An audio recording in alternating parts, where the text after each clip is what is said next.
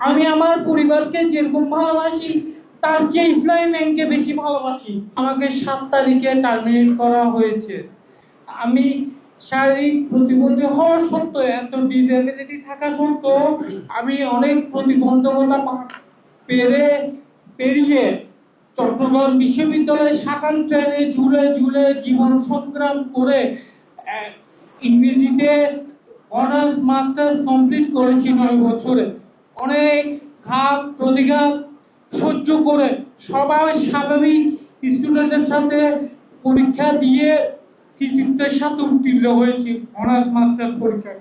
এরপরে আমি 2020 সালে আমাকে HR পলিসি মেনটেন করে নিয়োগ দেওয়া হয়েছে এবং আমার ভাই নিয়োগ পরীক্ষায় 2 জন ঊর্ধ্বতন কর্মকর্তা ছিল। সাবেক